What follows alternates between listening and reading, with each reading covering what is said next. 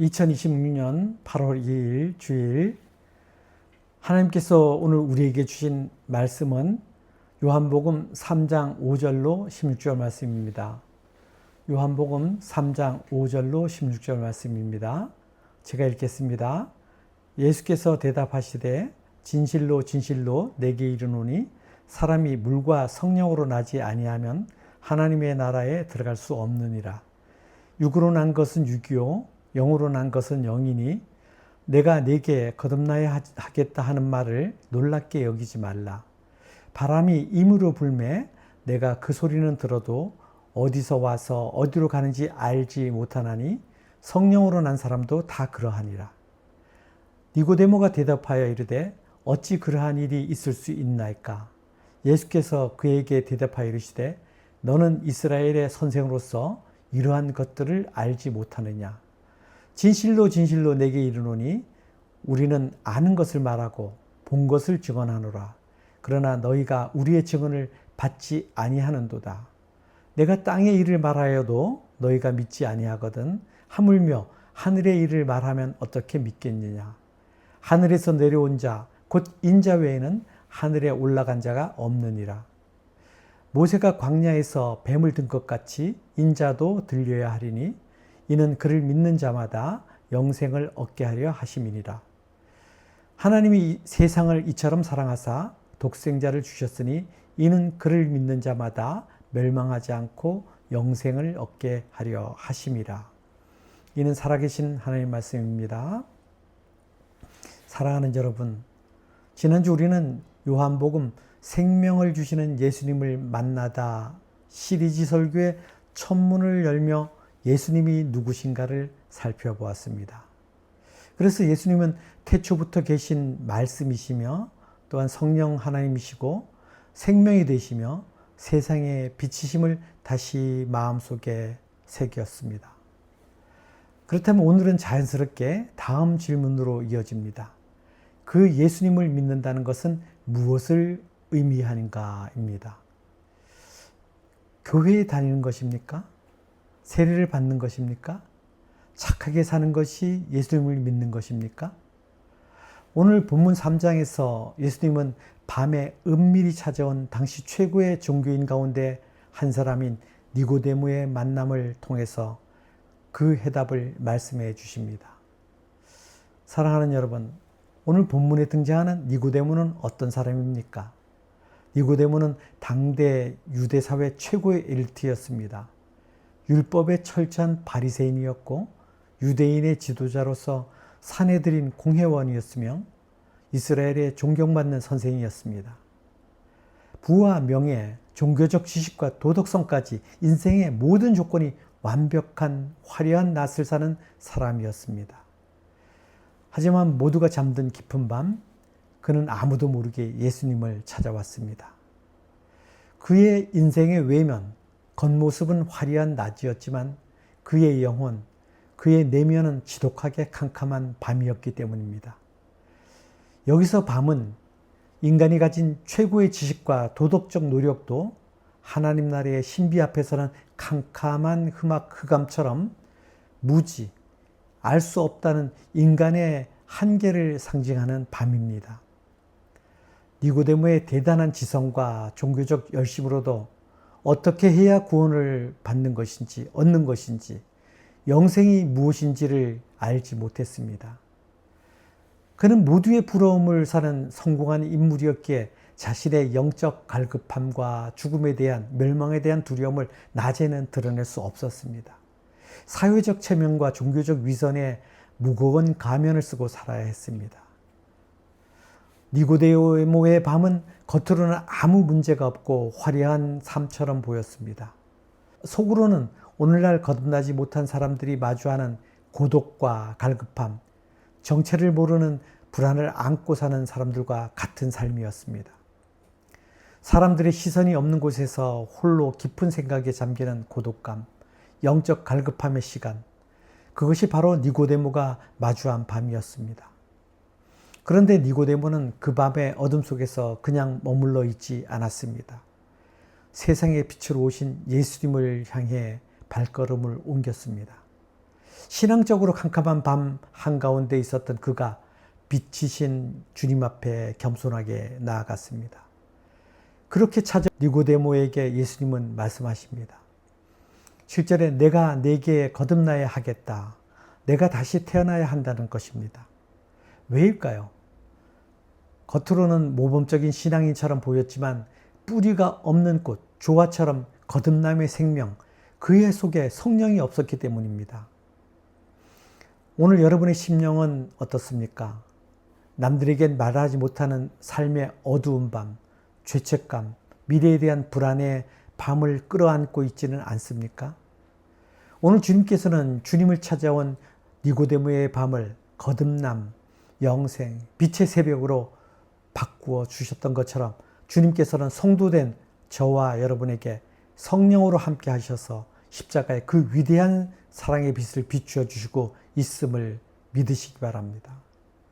교회 안에는 두 종류의 사람이 있습니다. 교회를 다니는 사람과 예수님 안에서 거듭남으로 새 생명을 얻은 성도입니다. 오랫동안 교회를 다녔다고 해서 거듭나는 것은 아닙니다. 직분이 있다고 해서 거듭나는 것도 아닙니다. 부모의 신앙이 좋다고 해서 자녀가 거듭나는 것도 아닙니다. 그러므로 이 말씀은 니고데모뿐만 아니라 오늘 우리에게도 주시는 말씀입니다. 하나님께서는 오늘 우리 각 사람에게 물으십니다. 너는 정말 거듭났느냐? 새 생명을 얻었냐? 라고 말입니다. 니고데모는 예수님의 말씀을 이해하지 못했습니다. 4절 하반절에 어떻게 사람이 다시 어머니 뱃속에 들어갔다가 태어날 수 있습니까? 그는 육체적인 출생만 생각했습니다. 그러나 예수님은 영적인 출생을 말씀하십니다. 5절 하반절에 사람이 물과 성령으로 나지 아니하면, 여기에서의 물은 에스겔서 36장 25절에 맑은 물을 너희에게 뿌려서 너희로 정결하게 하되 라는 말씀에서의 물로서 죄를 씻으시는 하나님의 정결케 하심과 새롭게 하심을 가리킵니다. 물로 정결케 된 사람에게 성령께서 새 생명을 주십니다. 그리고 예수님은 성령을 바람에 비유하십니다. 8절에 바람이 임으로 불매 내가 그 소리는 들어도 어디서 와서 어디로 가는지 알지 못하나니 성령으로 난 사람도 다 그러하니라. 말씀처럼 그렇습니다. 바람은 눈으로는 볼 수 없습니다. 그러나 바람이 부는 것은 느낄 수 있습니다. 나뭇가지가 흔들리고 구름이 움직이고 바람이 우리의 얼굴을 스치면 따뜻함이나 시원한 느낌으로 우리는 바람이 있다는 것을 압니다. 성령도 마찬가지입니다. 눈으로 볼 수는 없지만 사람의 마음을 변화시킵니다. 여기에서 거듭나지의 거듭의 헬라어 아노데는 위로부터 영어로 from above와 다시 영어로 again이라는 두 가지 뜻을 가지고 있습니다. 위로부터와 다시라는 중의적 의미를 가진다는 것이죠. 니고데모는 이 단어를 단순히 다시 again으로만 알아들었습니다. 그래서 4절에 나이가 든 사람이 어떻게 어머니 뱃속에 두 번째로 들어갔다 나올 수 있습니까? 라는 육체적인 질문을 하게 된 것입니다. 예수님은 단순히 육체가 한 번 더 태어나는 again, 반복이 아니라 성령을 통해 from above, 위로부터 물과 성령, 영적으로 완전히 새롭게 태어나야 함을 강조하신 것입니다. 거듭남, 영어로 from above, born again이라고도 하죠. 이 거듭남의 비밀을 자연계의 신비로운 현상 중 하나인 곤충의 탈피, 변태 과정의 비유를 통해서 설명을 해보겠습니다. 사랑하는 여러분, 곤충의 애벌레는 나비처럼 하늘을 날 수가 없죠. 형태 자체도 나비와 완전히 다른 모습이라는 걸 우리는 압니다. 그러나 애벌레가 번데기를 거쳐 나비가 되는 변태 과정에서 번데기 속 애벌레의 세포는 완전히 녹아내려서 전혀 다른 아름다운 나비의 모습으로 재창조됩니다. 이와 같이 생명의 변화가 일어나면 같은 존재이지만 애벌레에서 나비와 같은 완전히 변화된 다른 모습, 다른 형태로서의 삶을 살게 됩니다. 성령으로 거듭난 인생이 바로 이와 같습니다. 성령의 역사는 눈에 보이지 않고 과학으로 다 설명할 수 없습니다. 어떻게 완악했던 사람이 예수를 믿고 눈물을 흘리는지, 이기적이고 인색했던 사람이 마음을 다해 이웃을 사랑하고 섬기는지 나누는지 우리는 그 영적인 변화의 과정을 눈으로 볼 수는 없습니다. 그러나 번데기가 허물을 찢고 나와 날개짓하며 나비의 모습을 보이듯이 성령으로 거듭난 사람의 삶에는 분명한 증거가 나타납니다. 과거의 죄악된 습관이라는 허물을 벗어버립니다. 땅의 것, 육신의 정욕만을 찾아다니던 인생이 하늘의 신령한 것을 사모하며 나눔과 섬김의 영적인 날개를 펴고 날아오르기 시작합니다. 눈에 보이지 않는 성령의 바람이 인생을 완전히 새로운 차원으로 바꾸십니다. 기억하시기 바랍니다. 성령의 바람은 바로 완전한 자기 부인의 자리, 자기 부정의 자리, 암흑 속 번데기와 같은 자기 부정의 과정을 통해서 우리를 새로운 피조물로 빚어내십니다. 그리고 바람이 임으로 부는 것처럼 거듭남도 나의 노력이나 의지로 쟁취하는 것이 아니라 from above, 위로부터 임하시는 성령 하나님이 부어주시는 주권적인 은혜라는 사실입니다. 거듭남은 단순히 행동을 조금 고치거나 더 착한 사람이 되라는 종교가 아닙니다. 예수의 생명으로 나를 다시 빚으시는 존재의 재창조입니다. 내 노력으로 착해지는 것이 아니라 내 안에 살아계신 예수 그리스도의 생명이 나를 통해 자연스럽게 흘러나오는 것입니다. 그 생명은 성령께서 우리 안에 역사하실 때 죄를 미워하게 하시고 하나님을 사랑하게 하십니다. 지난 7주 동안 우리가 함께 살펴본 성령의 열매와 같이 바로 거듭난 사람 안에서 나타나는 하나님의 역사인 것입니다. 사랑하는 여러분, 아직도 옛사람이 죄와 허물에 자신을 가두고 있다면 오늘 이 시간 성령의 바람으로 옛사람에서 과감히 탈피하여 성령 하나님께 인생의 돛을 온전히 맡기기를 원합니다. 이제 땅에 속한 욕망에 이끌려 다니던 삶을 끝내고 성령의 바람을 타고 하늘을 나는 거듭난 나비처럼 주님 주시는 거듭난 생명의 거룩함과 참된 구원의 기쁨의 삶을 살아가는 저와 여러분 되기를 소원합니다. 9절에서 니고데모를 고백합니다. 어찌 그러한 일이 있을 수 있나이까?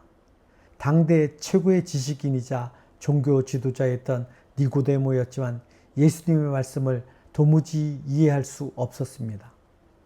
그는 평생 율법을 공부했고 이스라엘의 선생이었지만 성령으로 거듭나는 하늘의 비밀 앞에서는 무지한 어린아이와 같았습니다. 니고데모와 같이 내 지식과 경험의 한계 안에서 머물러 있으면 결코 하나님의 구원의 역사를 이해할 수 없습니다. 예수님은 그런 니고데모에게 단호하게 말씀하십니다. 12절에 내가 땅의 일을 말하여도 너희가 믿지 아니하거든 하물며 하늘의 일을 말하면 어떻게 믿겠느냐. 우리는 자꾸 내가 이해할 수 있는 땅의 방식으로 신앙생활을 하려고 합니다. 그래서 내 노력, 내 착한 행실, 내 의지로 구원에 이를 수 있다고 생각하고 착각합니다. 하지만 구원은 땅에 속한 것이 아니라 하늘로부터 내려오는 것입니다. 13절에 하늘에서 내려온 자, 곧 인자 외에는 하늘에 올라간 자가 없느니라는 말씀처럼 구원의 역사는 인간의 지혜가 아닌 오직 예수 그리스도를 통해서만 우리에게 주어지는 하나님의 선물임을 말씀하고 있습니다. 그렇다면 이 하늘의 비밀, 구원의 비밀을 예수님은 우리에게 어떻게 계시하고 있습니까? 예수님은 바리새인이요 유대인인 니고데모가 너무나 잘 알고 있는 구약성경 민수기 21장의 노뱀 사건을 예를 들어 설명하십니다. 14절에 모세가 광야에서 뱀을 든 것 같이 인자도 들려야 하리니, 과거 이스라엘 백성들이 광야에서 하나님과 모세를 원망하다가 많은 사람들이 불뱀에 물려 죽어갔습니다. 온 진중에는 백성들의 죽음의 고통으로 가득했습니다. 그때 모세의 기도를 들으신 하나님께서 살 길을 열어주십니다. 놋으로 뱀을 만들어 장대 위에 높이 달라고 하시고 그것을 보는 자마다 살리라고 하셨습니다. 불뱀의 독이 온몸에 퍼져 죽어가는 사람들에게 장대 위에 놋뱀을 보면 나을 것이라는 말은 터무니없는 말처럼 들렸을 것입니다. 자신들의 상식과 의학적 지식으로는 도저히 이해되지 않는 땅의 생각이 앞섰을 것입니다. 그러나 자신의 생각을 내려놓고 하나님의 약속을 믿고 장대 위에 놋뱀을 바라본 사람들은 모두 살아났습니다.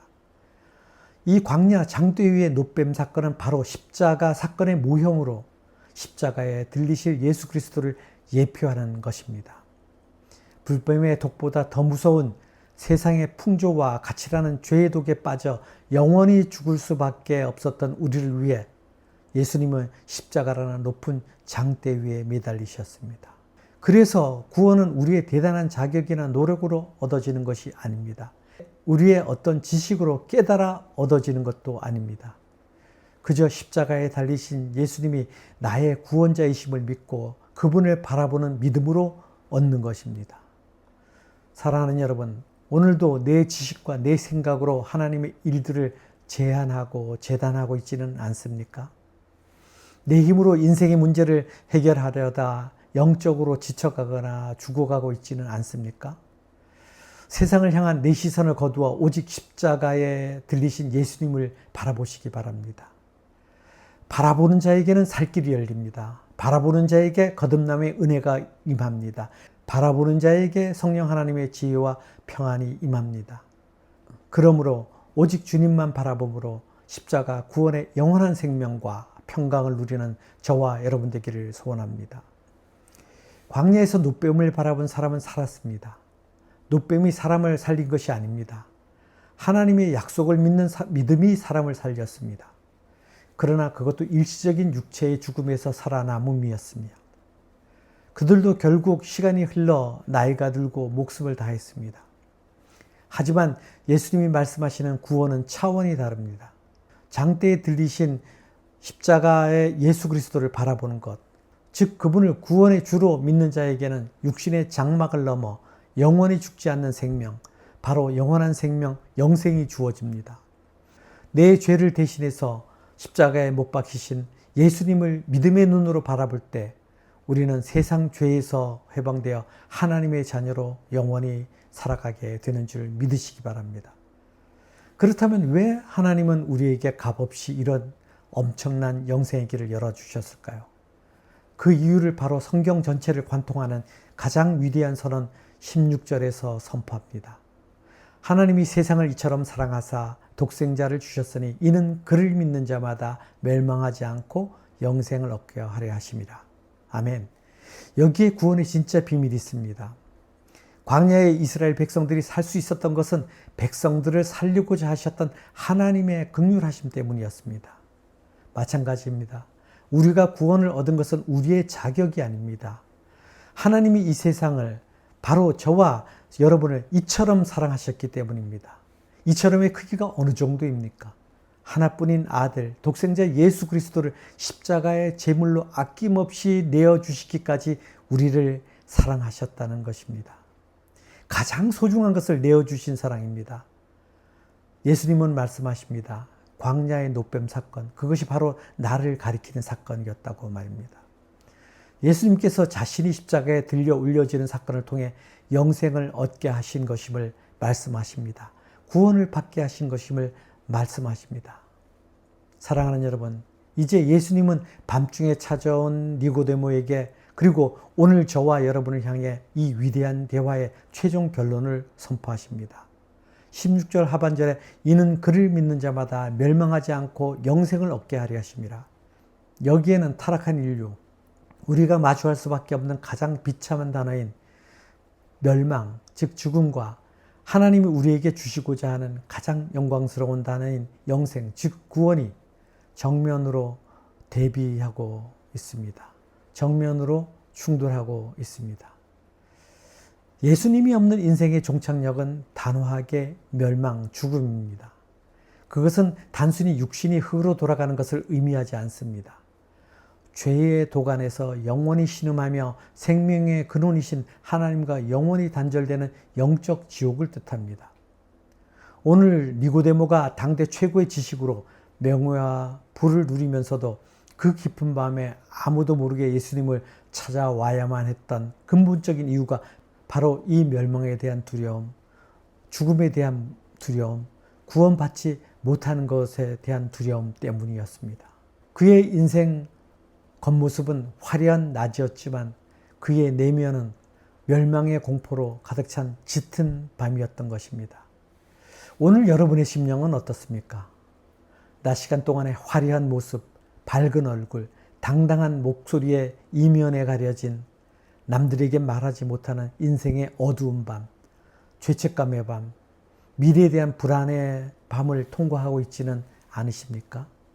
내 힘과 내 지식으로, 내 종교적인 열심으로, 내 방법으로 내 영혼의 밤을 걷어내려고 몸부림치지만 자꾸만 밀려오는 원망과 불평, 죄의 습관들 때문에 낙심하고 있지는 않습니까? 주님은 오늘 그런 우리에게 말씀하십니다. 멸망의 밤에 갇혀있는 우리가 사는 유일한 길은 오직 하나, 예수 그리스도를 믿는 것이라고 말입니다. 나를 위해 죄의 저주를 다 짊어지고 십자가 장대 위에 높이 들리신 독생자 예수 그리스도를 내 영혼에 눈을 들어 신뢰하고 바라보는 것이라고 말입니다. 그분을 바라볼 때, 그분을 믿을 때 우리의 영적인 죄의 독소는 예수의 보혈로 깨끗이 해독되고 해방될 줄로 믿습니다. 우리를 짓누르던 멸망의 법은 완전히 취소되고 하늘로부터 임하는 영원한 생명, 곧 영생이 우리의 전 인격을 채우게 될 줄 믿습니다. 말씀을 정리합니다. 성경에 의하면 이 밤의 대화 이후 니고데모의 삶은 완전히 뒤바뀌게 됩니다. 그는 더 이상 숨어서 밤에 주님을 찾는 부끄러운 자가 아닙니다. 요한복음 19장 39절에 일찍이 예수께 밤에 찾아왔던 니고데모도 몰약과 침향 섞은 것을 100근쯤 가지고 온지라 라는 말씀에서 알 수 있듯이 사도 요한은 예수의 시신을 장례하러 온 그를 단순히 니고데모라 부르지 않고 밤에 예수님을 찾아와 대화했던 바로 그 사람이라고 명시함으로써 동일 인물임을 확증해 줍니다. 기득권을 잃어버릴까 두려워 사람들의 눈을 피해 깊은 밤중에 몰래 예수님을 찾아왔던 나약하고 지식적인 사람, 신앙의 밤에 있었던 사람이 예수님이 십자가에 돌아가시고 제자들마저 도망친 상황에서도 자신의 신분과 목숨을 걸고 대낮에 당당히 왕의 장례에 필적하는 엄청난 양의 향품을 가지고 와서 예수님의 시신을 거두는 신앙의 빛, 신앙의 완성, 담대한 믿음으로 거듭난 사람임을 성경은 증언하고 있습니다. 사랑하는 여러분, 니고데모에게 베푸신 거듭남, 구원의 은혜를 기억하시기 바랍니다. 나 같은 죄인을 살리기 위해 독생자까지 아낌없이 내어주신 하나님 아버지의 위대한 사랑의 십자가를 바라보시기 바랍니다. 그 십자가를 바라보고 예수님께 나아갈 때 우리 영혼의 캄캄했던 밤은 끝나고 영생의 소망으로 가득한 아침이 시작될 것입니다. 이 한 주간 거듭난 자로서 날마다 성령 충만함으로 영생의 소망과 평강의 기쁨을 풍성히 누리는 저와 여러분 되기를 주님의 이름으로 축원하며 말씀을 마칩니다.